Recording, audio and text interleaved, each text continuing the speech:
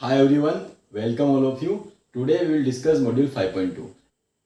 1917 में Einstein sir का एक पेपर आया, research paper, quantum theory of radiation, और वहीं से लेजर की शुरुआत होती है। That work on stimulated emission. इससे पहले भी काफ़ी रिसर्च हुई थी, काफ़ी साइंटिस्ट ने अपनी अलग अलग थ्योरीज दी थी।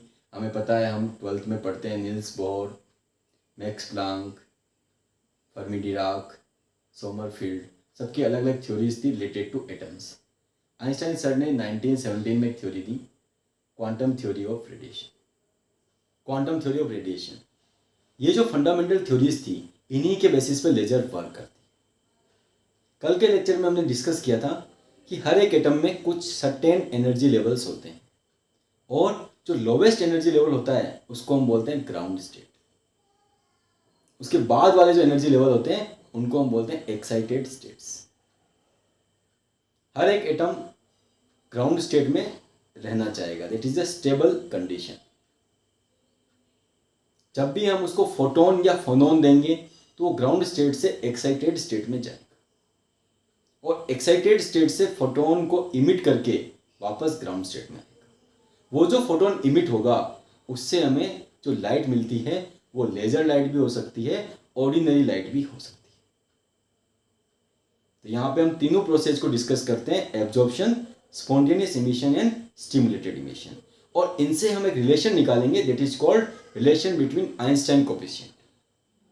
और उस रिलेशन को हम डिस्कस करेंगे कि किस तरह से हम उस रिलेशन को यूज करके लेजर लाइट बना सकते हैं, लेजर डिवाइस बना सकते हैं। फर्स्ट प्रोसेस है absorption. When an incoming photon excite a particular system of atoms to lower energy to high energy state, that process is called absorption. Means जब आपके एटम्स ग्राउंड स्टेट में हैं, atoms कहाँ हैं? ग्राउंड स्टेट में। Lowest energy state को हम क्या बोलते हैं? ग्राउंड स्टेट बोलते हैं। हमने कंसिडर किया कि जो हमारा एटम है वो ग्राउंड स्टेट में, और यहाँ पे हम मान के चल रहे हैं कि हमारे पास ऐसा सिस्टम है जिसमें टू एनर्जी लेवल हम कंसिडर करके चल रहे हैं, E1 और E2। E1 state is ground state, और E2 जो स्टेट है उसको हम बोल रहे हैं एक्साइटेड स्टेट। ओके, जैसे ही कोई फोटोन हम इंसिडेंट करेंगे, इस फोटोन की एनर्जी जो है वो h न्यू, और एनर्जी h न्यू कितनी होनी चाहिए? h nu should be equal to E2 minus E1।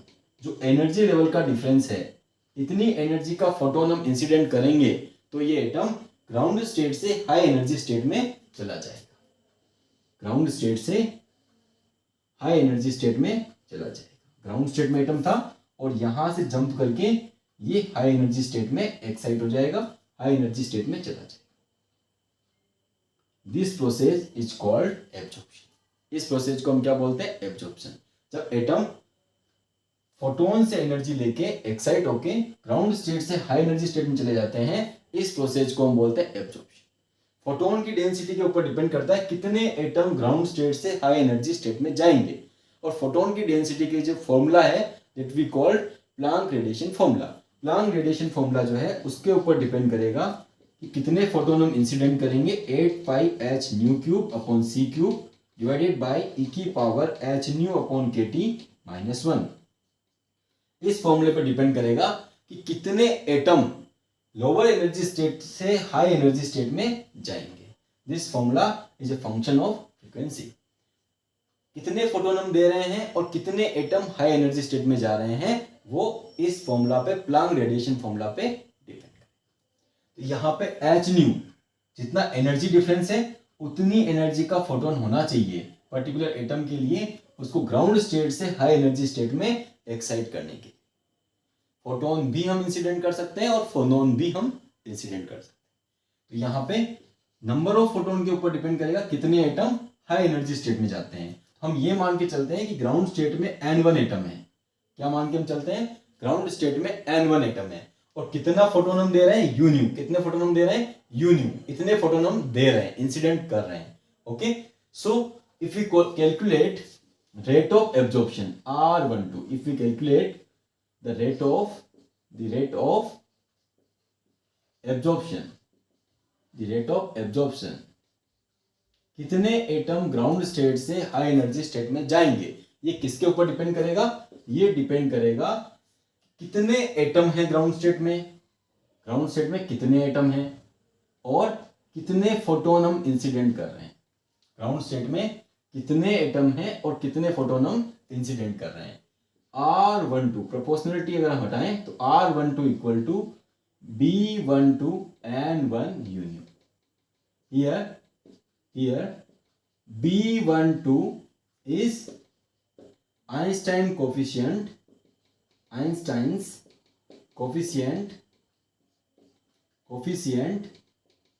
for absorption.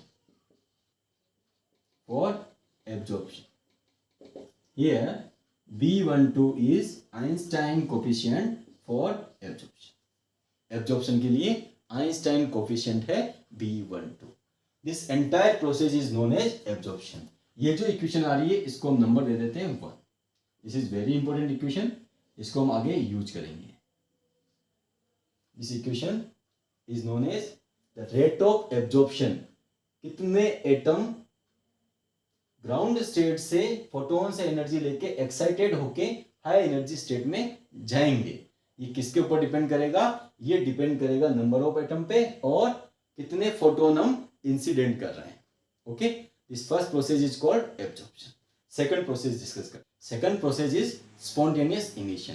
जो एटम हाई एनर्जी स्टेट में है, एटम हाई एनर्जी स्टेट में, E2 स्टेट को हम क्या बोल रहे हैं? Excited state. और E1 इज और ग्राउंड स्टेट. एटम हमारा हाई एनर्जी स्टेट में है, एटम हमारा हाई एनर्जी स्टेट, और हाई एनर्जी स्टेट का जो लाइफ टाइम होता है वो होता है अराउंड 10⁻⁸ सेकेंड. एटम 10⁻⁸ सेकेंड तक हाई एनर्जी स्टेट में रह सकता है. उसके बाद क्या करेगा? जो फोटोन हमने इंसिडेंट किया था उसी फ्रीक्वेंसी का फोटोन इमिट करके एटम ग्राउंड स्टेट में आ जाएगा. तो यहां पे हम देखते हैं जो एटम हाई एनर्जी स्टेट में है वो एटम हाई एनर्जी स्टेट से 10⁻⁸ सेकेंड के बाद ऑटोमेटिक ग्राउंड स्टेट में आ जाता है by emitting a photon of frequency h nu. E2 minus E1 frequency का फोटोन इमिट करके वो एटम वापस ग्राउंड स्टेट में आ जाता है. इस प्रोसेस को हम क्या बोलते हैं? Spontaneous emission. ये जो प्रोसेस है इसको हम बोलते हैं स्पॉन्टेनियस इमिशन. सपोज यहां पे नंबर ऑफ एटम जो होंगे हाई एनर्जी स्टेट में that is N2 atoms high energy state में है और ऑटोमेटिक 10⁻⁸ सेकेंड के बाद वो एटम ग्राउंड स्टेट में आ जाएंगे. तो यहाँ पे rate of spontaneous emission R21 is proportional to, किसके प्रोपोर्शनल होगी? यहाँ पे हम फोटोन इंसिडेंट नहीं कर रहे हैं, यहाँ पे एटम ऑटोमेटिक 10⁻⁸ सेकेंड जो लाइफ टाइम है उसके बाद ऑटोमेटिक ग्राउंड स्टेट में आ जाते हैं. तो ये 10⁻⁸ सेकेंड के बाद ये जो लाइफ टाइम है ये एटम्स के लिए हाई एनर्जी स्टेट का लाइफ टाइम है. उसके बाद ऑटोमेटिक एटम जो है वो ग्राउंड स्टेट में आएगा. तो यहाँ पे हम देखते हैं कितने एटम आएंगे?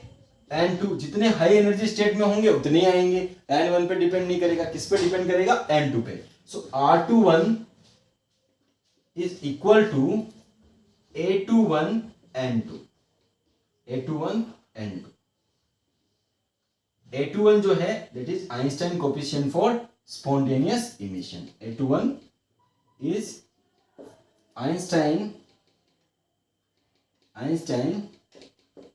Einstein's coefficient for spontaneous emission.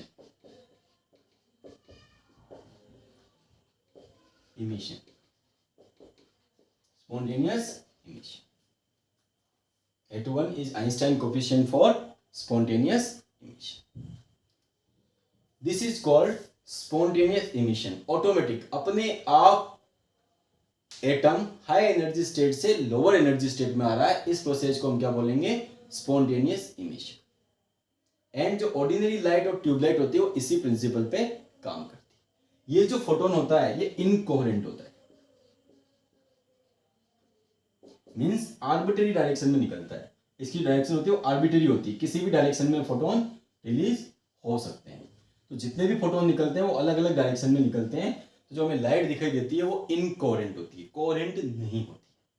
Okay, stimulated emission it is also called induced emission. जो एटम हमारा हाई एनर्जी स्टेट में है, एटम जो हमारा हाई एनर्जी स्टेट में है, उस एटम को हाई एनर्जी स्टेट में वो कितनी देर रुकेगा, 10⁻⁻8 सेकंड इसका लाइफ टाइम है। हम यहाँ पे क्या करते हैं, ये जो हाई एनर्जी स्टेट है इसमें एटम 10⁻⁸ सेकंड रुकेगा। 10⁻⁸ सेकंड से पहले एक फोटोन और हम यहाँ पे इंसिडेंट कर देते हैं।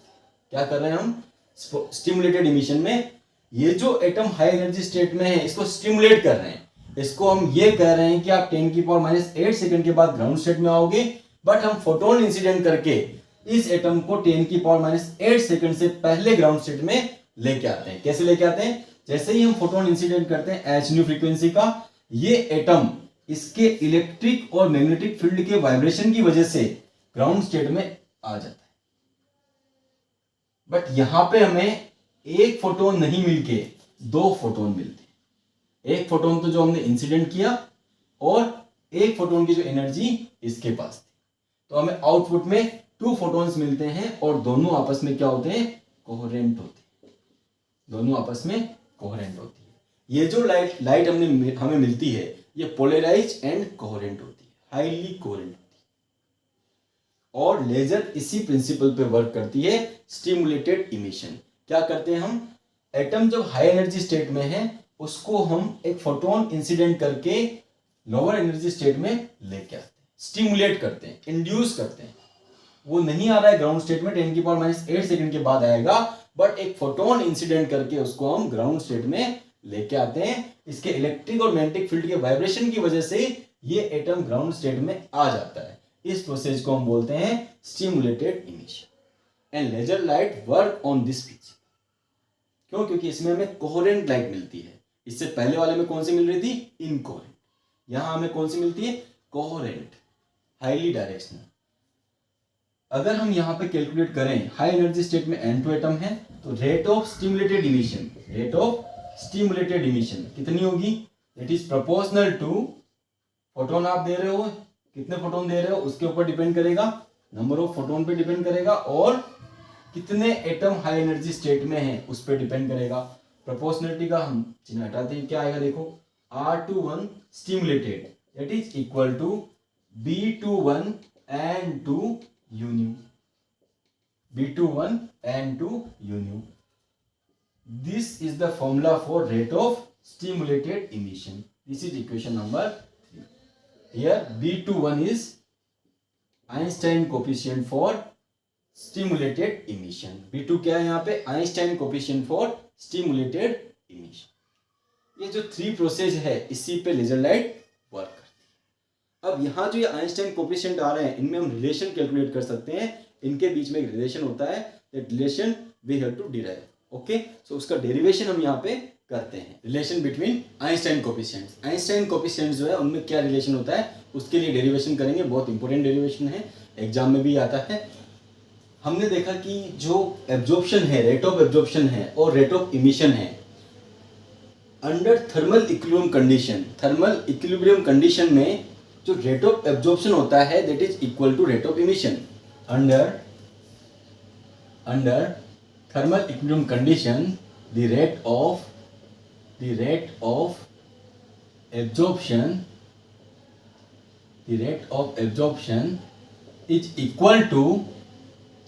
is equal to the rate of emission.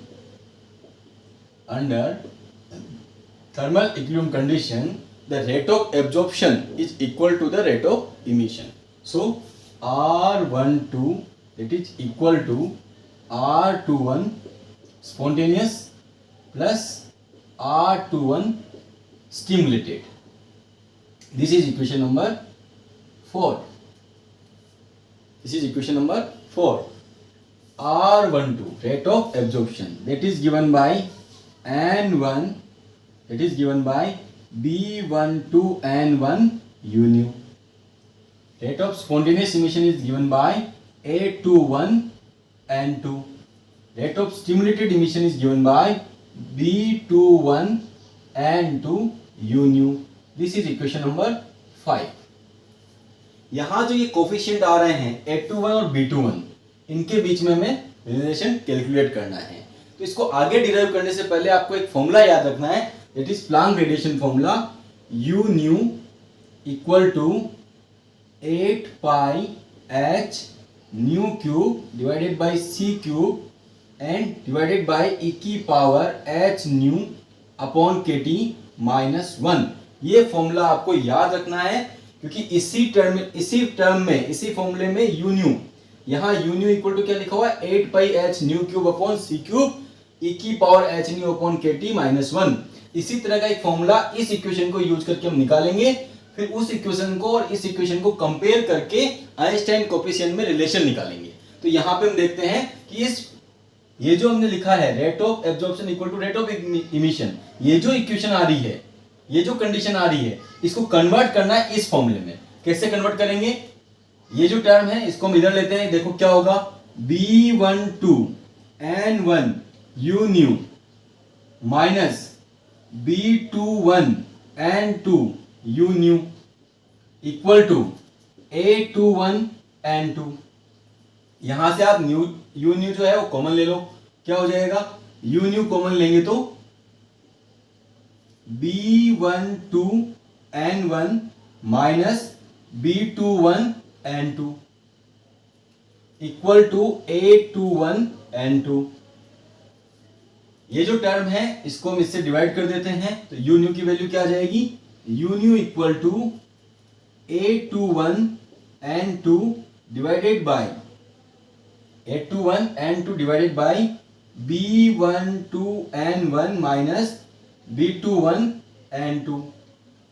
ये जो टर्म आ रही है इसमें हम क्या करते हैं, यहाँ पे -1 है तो इसको भी यहाँ -1 करने के लिए इसको हम कॉमन ले लेते हैं, B21 N2 हम कॉमन ले लेते हैं। क्या आता है देखो, u nu equal to A21 N2 divided by B21 N2 common ले लिया हमने B21 N2, यहाँ पे क्या हो जाएगा B12 N1 divided by B21 N2 minus 1।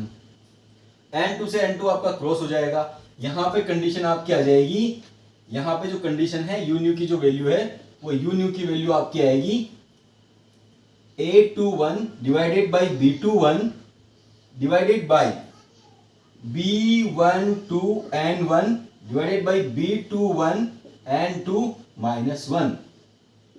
ये condition I.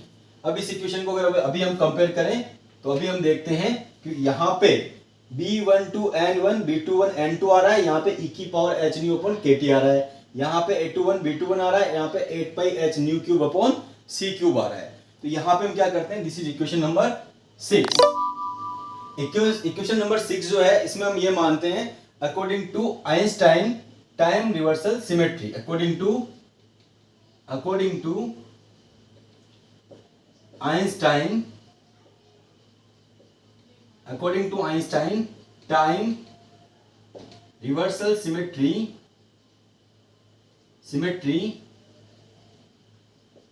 time reversal symmetry B12 equal to B21 Einstein की टाइम रिवर्सल सिमेट्री के अकॉर्डिंग जितना रेट ऑफ एब्जॉर्प्शन होगा उतना रेट ऑफ स्टिमुलेटेड इमिशन होगा।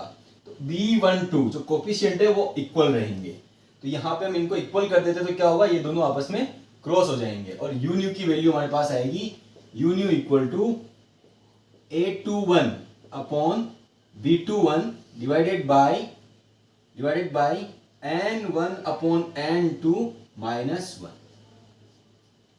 N1 upon N2 minus 1। This is equation number 7। यहां तक एक बार नोट कर लीजिए, यस ओके। ये इक्वेशन हमारे पास आ गई, A21 upon B21 N1 upon N2 minus 1। अभी भी अगर इस इक्वेशन को हम कंपेयर करें, इस इक्वेशन के साथ में कंपेयर करूं तो क्या दिखाई दे रहा है, यहाँ पे N1 अपॉन N2 आ रहा है, यहाँ पे e की power h nu upon kt आ रहा है। तो यहाँ पे इसको क्या हम e की power h nu upon kt में कन्वर्ट कर सकते हैं। तो हम यहाँ पे देखते हैं according to Boltzmann statistics Boltzmann statistics, the number of atom in particular energy state, the number of atom in particular energy state is given by this formula, n equal to n naught e की power minus e upon kt. This is the formula for how many atoms are exist in particular state. Particular state में कितने atom होंगे वो इस फॉर्मूले पे depend करेगा according to Boltzmann statics. तो ये फॉर्मूला हम यूज करें. This is equation number 7, this is equation number 8. From equation 7 and 8 जो 8 इक्वेशन है उससे हम n1 अपॉन n2 निकालें. n1 अपॉन n2, तो n1 कितना होगा हमारा, n1 equal to n naught e की power minus e1 divided by kt. n2 divided by n2, n2 की वैल्यू कितनी होगी, n नॉट e की power minus e2 upon kt.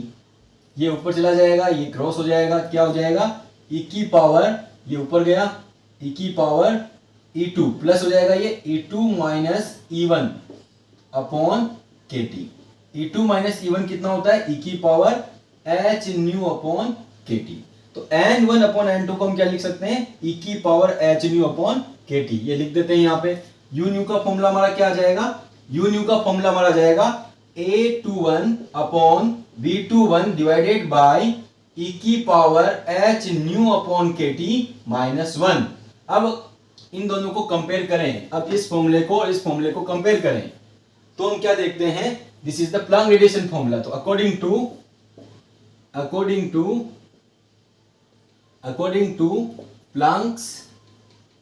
Planck's radiation formula, according to Planck radiation formula, the spectral photon density u nu is given by this formula. This is equation number 9. According to Planck's radiation formula, the photon density is given by u nu equal to 8 pi h nu cube upon c cube divided by e की power h nu upon kt minus 1. Now we compare equation number, this is equation number 10 and this is equation number 9. Now we compare equation 9 and 10. What we get, a21 upon b21. दोनों को अगर हम compare करें तो हम देखते हैं a21 upon b21 ये जो वैल्यू है that is equal to, ये जो वैल्यू हमारी आ रही है that is equal to 8 pi h nu cube upon c cube. This relation is known as relation between Einstein coefficient. ये जो रिलेशन आ रहा है इसको हम बोलते हैं relation between Einstein's coefficient. Next जो मॉड्यूल है उसमें हम इस कोफिशिएंट, ये जो कोफिशिएंट आ रहा है a21 अपॉन b21, इस कोफिशिएंट की वैल्यू क्या होनी चाहिए, स्पॉन्टेनियस इमिशन ज्यादा होना चाहिए या स्टिमुलेट ज्यादा होना चाहिए, लेजर कैसे वर्क करेगी, व्हाट आर थ्रेशोल्ड कंडीशंस, वो सारी कंडीशन हम नेक्स्ट मॉड्यूल में डिस्कस करेंगे. How we will get a stimulated light, stimulated light हमें कैसे मिलेगी, लेजर लाइट हमें कैसे मिलेगी, उसके लिए क्या कंडीशन होगी, वो कंडीशन इस रेशियो पे डिपेंड करती है. इस रेशियो को हम और डिटेल में स्टडी